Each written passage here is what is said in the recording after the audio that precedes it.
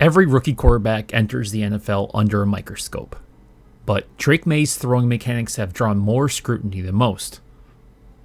That's not because he lacks arm talent, not at all. On the contrary, his arm might be one of the top 5 or 6 most naturally gifted in the NFL. The concern is really consistency. At UNC, Maye's throws alternated between effortless lasers and some head-scratching overthrows that seemed to sail out of his hands like he was throwing more of like a medicine ball or a basketball instead of a football. Against the Raiders, that inconsistency reappeared. On most of his throws, the ball came out clean with velocity and on time. But the first overthrow to Pop Douglas, a play that looked really awkward right on the surface. That throw encapsulated the strange quirks in Maye's motion. The ball slap, the big circular retraction, the awkward back foot push, and more of a basketball cookie jar release than a sharp pronation of the hand. It looked like he was playing a carnival game. In that single rep, you could see both the brilliance of his arm and the flaws in the sequencing that keep him from being just automatic, especially on some of these gimme throws. To possibly understand why that throw sailed high, and why Maye sometimes looks like a quarterback trying to outmuscle his own arm, we need to dig into kinesiology, biomechanics, and even some psychology of the movement. Because what Maye is fighting isn't just mechanical, it's also mental, and the concept of somatic dissociation. Maye explain why the motion breaks down in the very moments he should look the smoothest. Now, before I go any further, I must stress that I am a Drake Maye fan. I do not remember how many mock draft simulations I did where I chose Drake Maye over possibly getting Caleb or Daniels. It was always Maye for me because of his arm talent, ability to run, ability to make plays, the guts, and his growth trajectory. It was always him. So don't think I'm just picking on him or telling you he's a bust or he's not going to be able to do anything. He's going to fail as a quarterback here in New England. Not at all. Again, I think he is a top talent and has only shown progress since his freshman year at UNC. So let's get into this. So digging in on the overthrow to Pop, the play was simple. It was a quick-hitting concept. Ball out was basically on rhythm. Douglas was breaking free into space. Maye read it correctly. His eyes and timing seemed to be fine with the broadcast angle. I don't think the breakdown was a mental processing of the defense. It was a mechanical execution of the throw. So here's what happened from my perspective that caused the kinetic chain to break in a more step-by-step. Now first, the back foot push. Maye's right foot drove aggressively into the ground, but instead of translating that force linearly toward the target, it produced some vertical lift. His hips popped up instead of gliding forward. Now, the next thing would be this hip-torso disconnect. Because the push was vertical, the pelvis tilted and opened a little early, and the torso extended a little bit backwards. His trunk was no longer rotating around a neutral axis by lifting up on a diagonal. This gave us the lift in the flight of the ball without a change in trajectory. Notice the ball wasn't nose up, it was still relatively level. So he applied vertical force with the legs and not a release angle issue. But this could have been exacerbated by one of his lingering technical issues. This circular retraction, which is when he's drawing the ball up. He's got his hands in front of him. When he's bringing the ball up towards his head, he's ready to start initiating his throwing forward motion. That's what we're talking about. We start to still see this kind of slap and swing retraction. In my previous video, I talked about him having a dynamic pat, which is he's taking his left hand. And so, yeah, some quarterbacks tend to pat the ball, they just tap it. But this isn't more like a clapping motion. This is a hit and push. He's using that left arm to essentially start driving his right arm back, and it's back and not up. The interesting thing here is that up is back with that, which creates a big, long, circular path. The arm eventually gets into the right spot. But how the muscles are being loaded, is the scapula retracting first? Are we getting external rotation at the right time? Are we loading up correctly? And that could be a question, which is a major question biomechanically because we don't know which muscles are loading first which ones are under tension, and the constant need to do it in his throwing motion questions, can he make a short truncated throwing motion without adding this oversized loop into his throwing motion? Instead of loading the ball directly up into a scapular load, he slapped it down, it loops around, back into a circular arc. That added time and distance to his arm path. Now you combine that with the back foot push, the hip-torso disconnect, you're going to get something ugly. It's like a mismatched timing.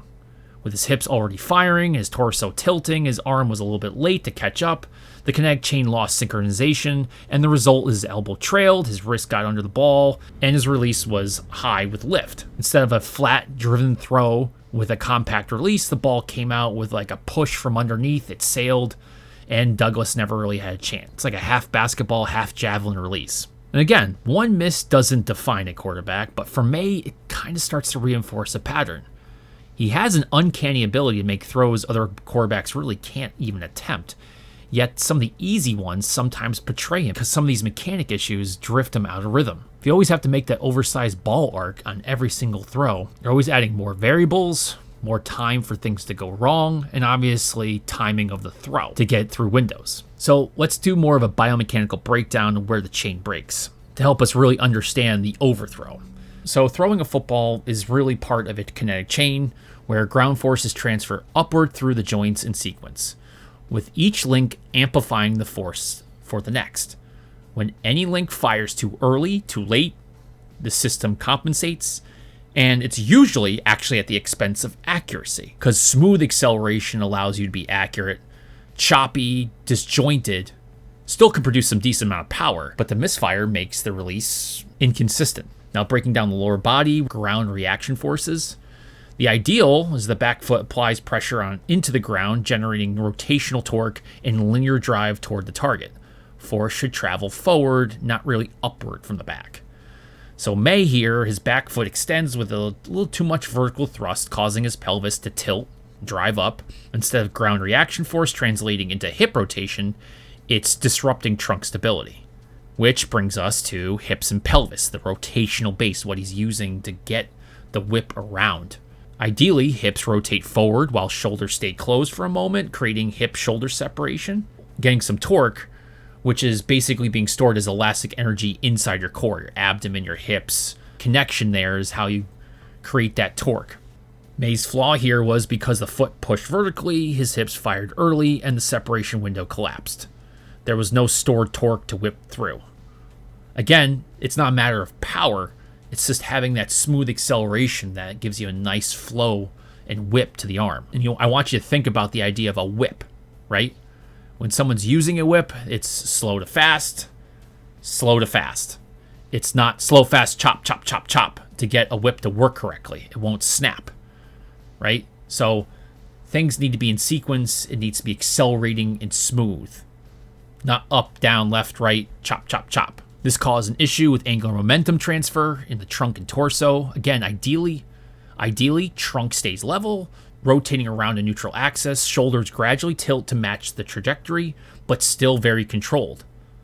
Maye's flaw, his trunk extended, he got a little tilted back, elevating his shoulders. This exaggerated the release point and caused the ball to ride high. His body's just giving it a little bit of a speed bump up as he's throwing, rather than being nice and smooth.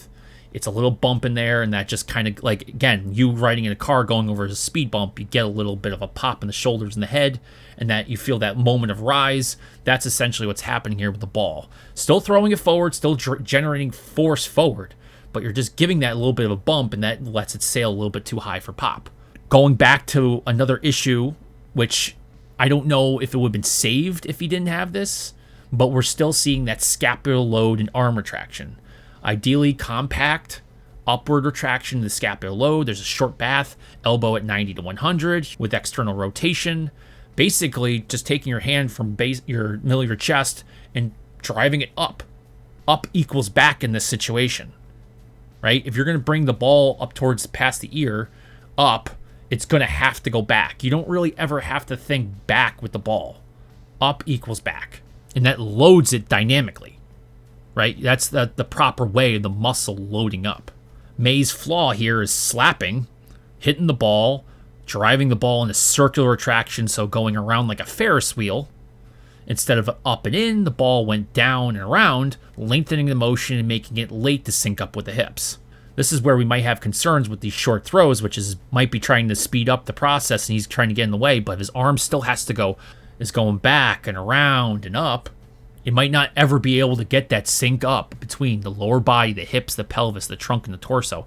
Everything in that area that's trying to link up to get the snap and the separation, right? And getting that angular momentum transfer, you might not be ever able to get that link up if your arm's still doing some sort of, again, Ferris wheel motion to the top to get into a loaded position. And even if you are there, you're not really sure if the muscles are loading correctly. Because the angle of that you draw it up activates the muscles in a certain way. And that does, and you might be thinking, well, how does that mess up a release? Now, ideally, the elbow leads, forearm pronates, wrist snaps, fingers guide.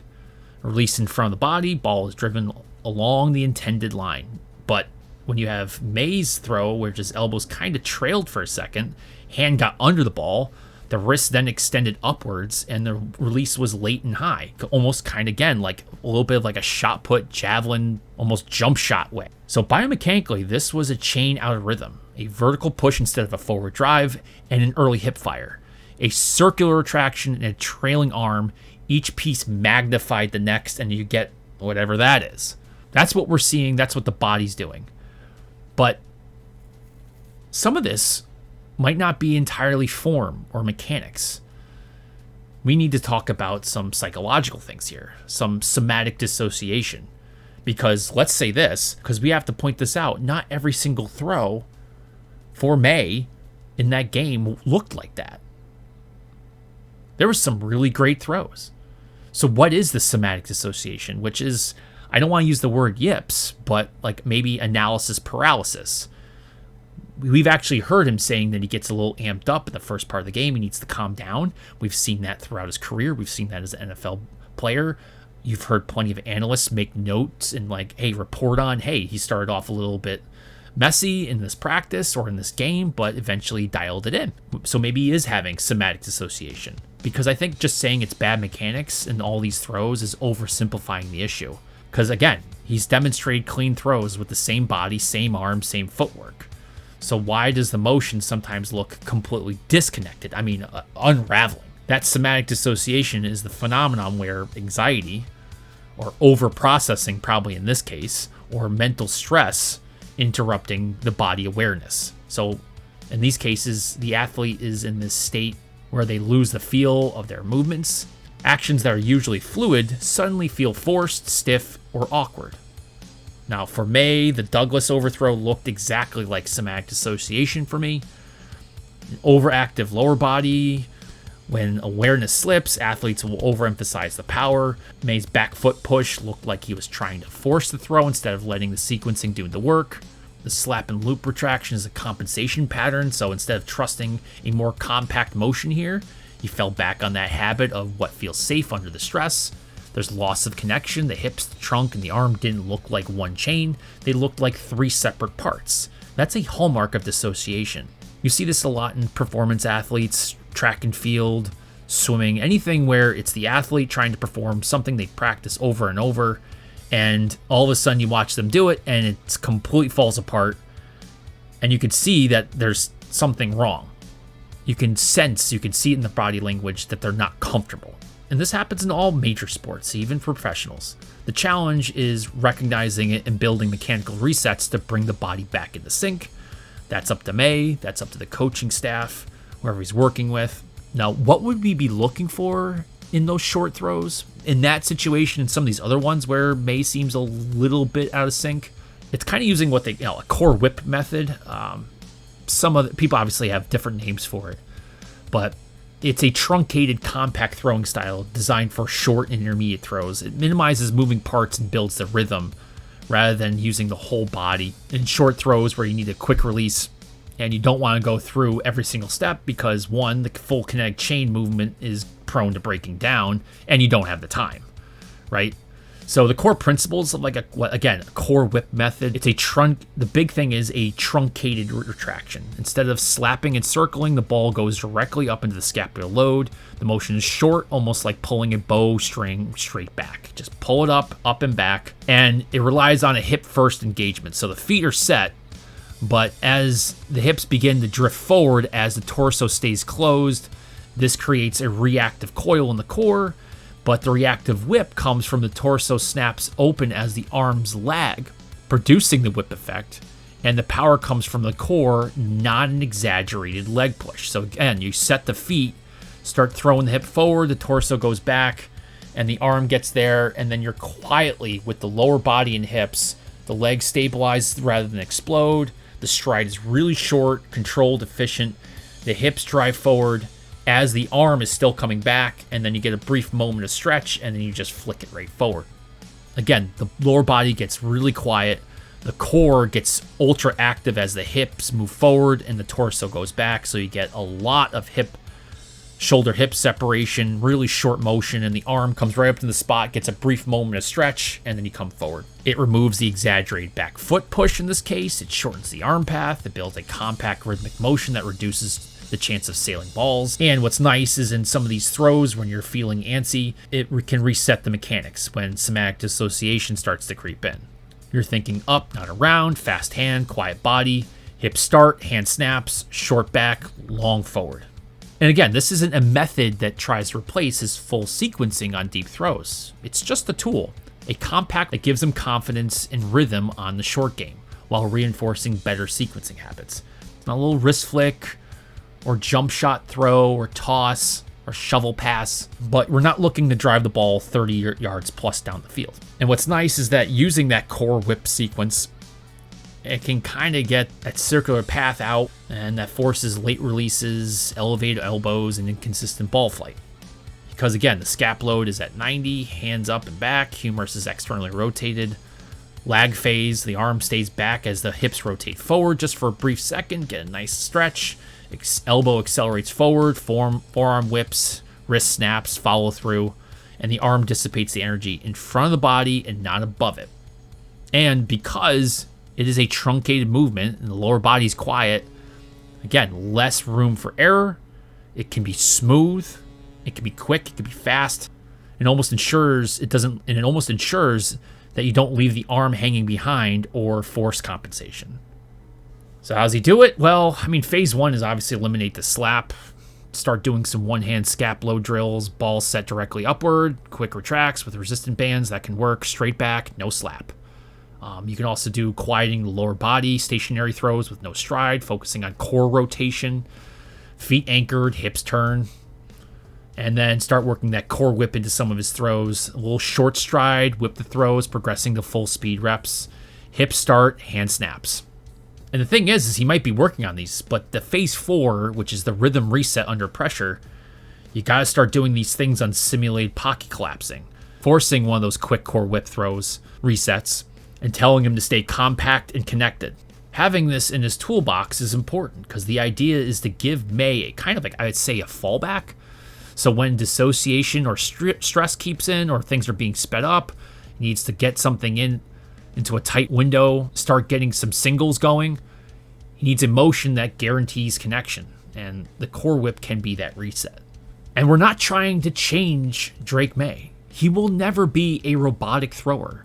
His arm talent is too big, his style is too free, and that's okay. The goal isn't to strip away his creativity, but to tighten the foundation on certain throws so these easy passes aren't misses and aren't catastrophic.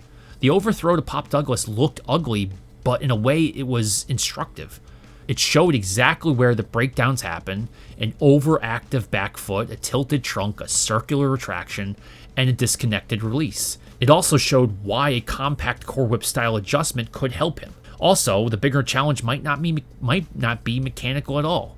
It may be psychological. Again, going back to that somatic dissociation explains why Maye sometimes looks like 3 separate athletes stapled together instead of one connected mover earlier on in these games. When he learns to recognize and reset those moments, the mechanics will probably follow. Now, when you really think about it, it's like, hey, Drake Maye's mechanics are kind of a paradox. At his best, he's smooth, he's connected, and devastatingly accurate.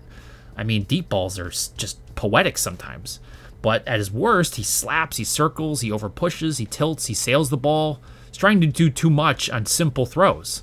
And maybe because he is so dynamic, he needs to know how to do that reset in the moment and say, hey, keep it simple.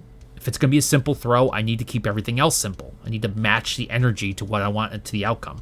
Now, the best part is I think it's easily fixable. It will take some time, but the process is far from being elaborate. Probably the hardest part is someone sitting down and saying, hey, we got to do something about this because what makes you so talented might be getting in the way. Because I'll tell you this, Maye's ceiling hasn't changed. He still has the tools to be a top-tier NFL quarterback. What he needs is a branded, repeatable system that keeps him connected when stress pushes him off of rhythm, or he needs to take a single without a home run swing. Idea of throwing that core whip method paired with awareness of dissociation might be the key to finally turning those quirks that he has into consistency. Anyway, what do you guys think about what's going on with Drake Maye? Are the mechanics really because of just form and his technique? Is it mostly mental, psychological? Let me know in the comment section below. If you guys like this content, please like and subscribe. And as always, thanks for watching.